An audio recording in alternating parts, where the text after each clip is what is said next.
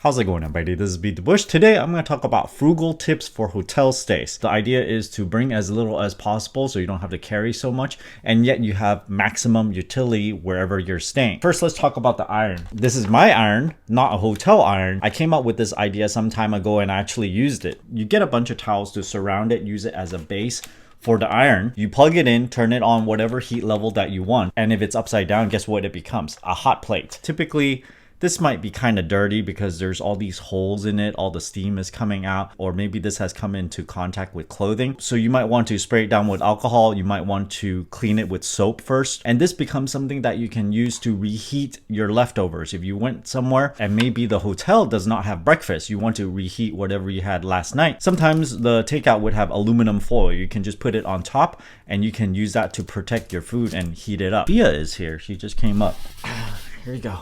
Fia is now almost 8 months old. Fia is an Alaskan Klee and she knows the difference between her favorite toy Casper and other toys. So I can say, hey, go get Casper, and she would actually go get that one. Everybody notices her blue eyes. Very, very nice. The next thing is to make the most use out of the coffee maker. You can make coffee with it, of course.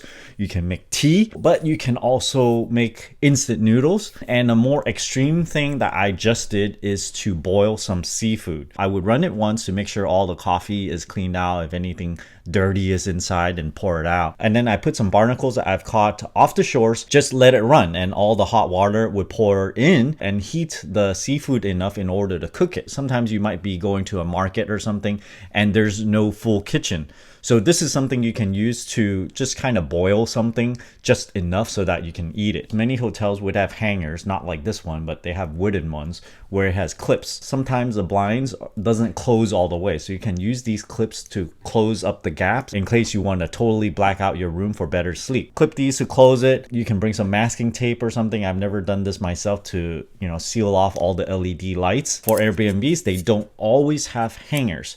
That's why I have these little portable ones. This is really slick. It just opens up like this. No link for these. These are actually from Muji. If you're in Asia or in select areas, you can get these from Muji. Many times I would carry all 3 hangers just in case. If they don't have any, this is enough to hang my shirt to at least dry it. Or if I'm staying at an Airbnb for weeks at a time, I might be able to wash something.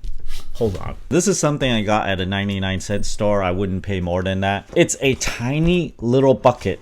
That's enough to wash 1 or 2 pieces of underwear. If you're traveling light, this is very essential because you're not going to bring enough underwear and you want to wash them and dry them. So you wash them in here with hand soap, whatever kind of soap, shampoo or something, right? And then you hang it with one of your hangers. Just hang it for a day or 2 and then it'll be dry. If there's no filtered water and you prefer filtered water, you can go to the ice machine, kind of look around in the back if that's possible, and you might sometimes be able to see that there's filters there. So if there is, you can grab all the ice and just let it sit in your hotel room, for a day or something. It'll melt into the container and then you can use that to drink. Of course, make sure whatever container you're using is clean, or you can just let it melt in the bag if that's clean enough for you. I came across this the last time I went to a hotel, which is they had a tub, except there's no stopper for the water, so you can't actually fill it up. They don't want you to fill it up so that you don't use their water, I guess. So what I did is improvise some kind of stopper. I went to eat breakfast there and they had a styrofoam bowl. I just cut out the bottom circle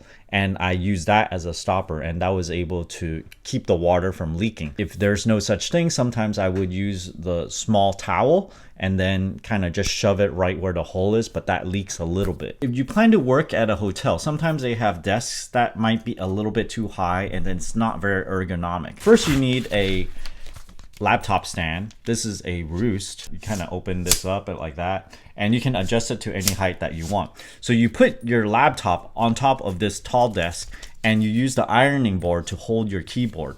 The ironing board needs to be set so that it's right where your elbows are. So you can basically set the ironing board any height that you want, right? And that's how I am able to do it. I usually use an external keyboard like this, external mouse, and this will allow you to work on your computer for a long time. After traveling to many places, I've come to realize that most hotels' hair dryers are terrible. Sometimes they would make so much noise and yet it won't dry much at all. What I have here is an international hair dryer. It's kind of a luxury because it does weigh you down a little bit. You don't have to bring this, but it's so much nicer. It uses one of those high-speed motors. It can do 120 volts or 220, 240 volts.